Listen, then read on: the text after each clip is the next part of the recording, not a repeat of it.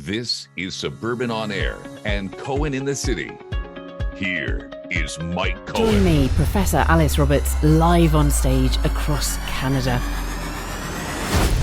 This is the story of us, from cell to civilization. From the first spark of life on Earth 3.8 billion years ago, we'll track the evolution and connectivity of all things as we follow in the footsteps of our hominin ancestors and our own human species from Africa to all corners of the world. We'll examine the sophistication of some of the earliest cultures.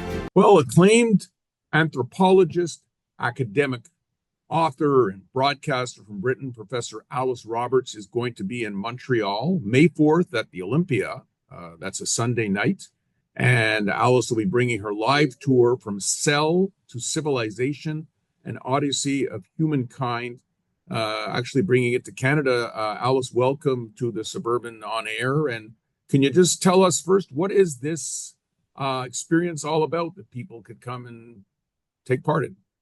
Oh, Mike, I'm so excited to bring my live stage show to Montreal. It is 4 billion years of history in one evening. I trace the origin of us, the origin of humans. It is the story of us, all the way from the emergence of the very first life on the planet, through to the emergence of multicellular life, and then we look at how that evolved over time.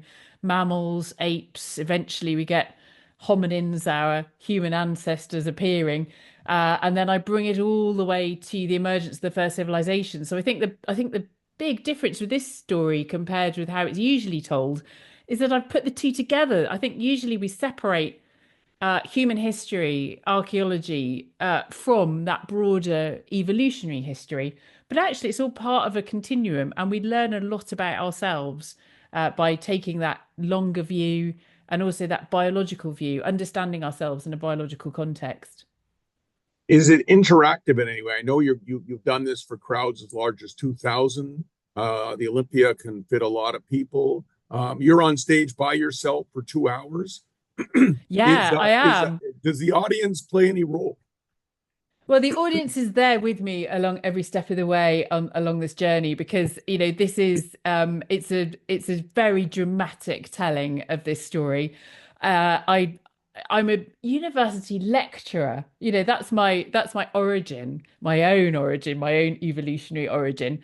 But I love performing. I love dramatic live shows, and this is, I think, the most dramatic show that I've ever created. So we are using amazing visuals, amazing, beautiful animations, really bringing this story to life, and music, soundscapes. I mean, it's all coming together. So it is very theatrical. So yes, it is a talk about science that is the core of it, but it's also a theatrical experience. Who would be the target audience to come see that show? Oh, everyone. Anyone who's interested in who they are and where they came from, because that's what I'm exploring. These deep philosophical questions that I think have exercised humans from for as long as we've had anything like consciousness, and those questions which have been largely the preserve of religion and philosophy. So much of that now lies within the bounds of science to be able to tell us actually where we really do come from. And we learn a lot about ourselves by exploring those questions, I think. And in terms of the audiences that I've had so far that have been, I mean, honestly, the rave reviews have been amazing.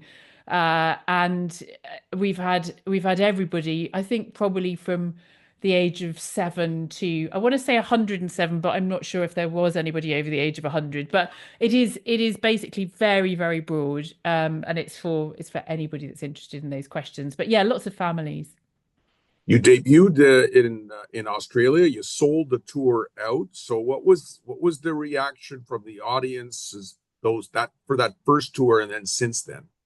Yeah, people loved it, and I kind of experienced that talking to audiences at the time, but also there was a sort of outpouring of love on social media for it, which was just fantastic.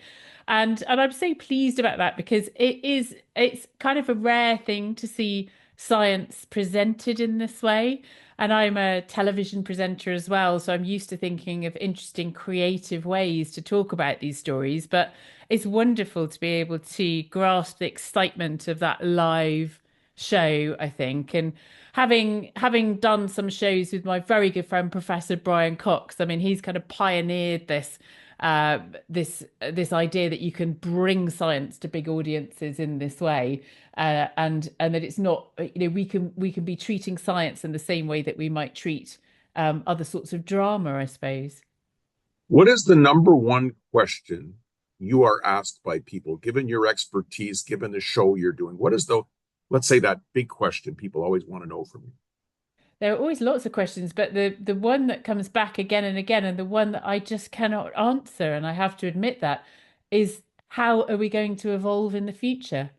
And I can't answer that question because what we'll explore in the course of my show is just how much contingency and serendipity there is in evolution, and in history generally. And so it's very difficult to predict where we're going to go in the future as a species because that just involves so many events that we can't predict. And if we turn the clock back and look at some of the events that really did pave the way for the success of our species, I can honestly say I don't think we'd be here today. I wouldn't be talking to you, Mike, if an enormous asteroid hadn't slammed into Yeah, planet Earth 66 yeah, million years ago. If yeah, that hadn't happened, the yeah. dinosaurs would still be here. Mammals wouldn't have got a chance. And so, yeah, so there's a really big question that, you're asking me what people ask me, and what's the most common question, and I'm admitting that it's one I don't know the answer to, but that's to me what makes science so exciting. People are like me, in movies, fascinated by dinosaurs. Did I have to ask you? Did you watch the Jurassic Park series? And what were your thoughts on it? Because it seems so Yeah, real. yeah. I do. I love those films. And I've gone back and watched them with my kids. So Yeah, I've got a teenager and right. and a kid that's nearly a teenager, and we went back and watched the Jurassic Park films. They stand up quite well, I think. But Yeah, the one thing my paleontologist friends always despair about is that the dinosaurs are too scaly. Because of course we know now that all dinosaurs were feathered. So that does irk them. But I think, again, it's about bringing those stories to life, that you yeah. can go to museums and look at the fossils, and that is incredible to be faced with the real evidence, to stand next to a reconstructed skeleton of a dinosaur is an awesome thing in itself because you're suddenly confronted with the physical reality of these incredible animals. But I think to reconstruct them as they would have been in life, is wonderful, and to animate them. Mhm. And I've made use of artistic Yeah. reconstructions of various animals, including dinosaurs, in my show. You have a very interesting background. You were actually you started your career as a medical doctor. What type of medical doctor were you? Well, I was a very junior medical doctor because I made a switch quite early on into into a university career. I think it was because I had always been attracted to anatomy, and I did what I thought was going to be a 6 month job teaching anatomy to medical students, and I loved it so much I ended up staying in the university. But I was set for surgery, and I think that was Right. because of anatomy, because I've always been interested in the structure and function of the human body. Yeah. And surgery is about, I suppose, exploiting that knowledge of the structure of the human body in order to help people. So that's the kind of path I set off down before I was diverted into Yeah. academia and then a career in television and writing books. I see you've done research on human origins and ancient diseases. So I'm wondering, Mm. somebody who did research on ancient diseases, what was your take on COVID-19 and living through a pandemic? Yeah, it was quite strange to be kind of living through that experiment, and I wish we hadn't had to, obviously. But it was interesting actually to be experiencing that at the same time that I was writing a series of books about how humans had fallen victim to various calamities, including diseases in the past. So my last book, my latest book, Crypt, is all about life, death, and disease in the Middle Ages. Right. And there are really kind of striking resonances there when you look at how we confronted COVID in all sorts of ways, actually, because I think that when we look back at those diseases that affected people in the medieval period, we see the best and worst of humanity at those points when there is a crisis facing you. And I think we saw that in COVID. We saw that it brought out so many humane instincts among people. You know, communities really rallied together, looking after vulnerable people, making sure that they were in touch with them and checking up on them, all of that kind of thing. You know, making sure that people who were elderly and alone did not feel too alone. But at the same time, I think we saw some really terrible behaviour as well. You know, we certainly saw in the UK people rushing to make money out of that crisis. So, you know, you see both the best and the worst in people at these particular periods in time. But I think that what I was absolutely astounded by was how science worked during the pandemic. And you know, if we are talking about the best of humanity, we saw the way that scientists around the world could collaborate with each other beyond borders. So almost as though science were somehow kind of above and beyond all of those national borders that we have today, and scientists collaborating and working on this immense challenge. And also seeing that, you know, when we fund science properly, we can really do amazing things. I think, you know, I say this, I suppose, as a medic originally, as a biologist, but I think that being able to develop a vaccine in a year was a phenomenal scientific advancement. You know, we'd never done that before, but clearly the reason we'd never done it before was because we hadn't tried and we hadn't funded it. I think it's as impressive as getting a probe onto the surface of Mars. And of course, what it has done, and at least we can look back and say, after all of that, and so many lives that were lost, of course, after all of that, we have now got more tools in our medical toolkit than we had before. So having gone through that pandemic has actually helped us in some ways, although I hesitate to say that because it was a Right. truly awful thing for a lot of families. Absolutely. So you presented over 100 TV documentaries, and how many books have you written? Oh God, I've lost count, Mike. It's somewhere in the region of 16, I think now. Oh, wow. And I'm working on three at the moment. So there's no sign of that stopping. Yeah, I guess when you're traveling, you're on the plane, you're in the hotel room, gives you a lot of time to think and write, right?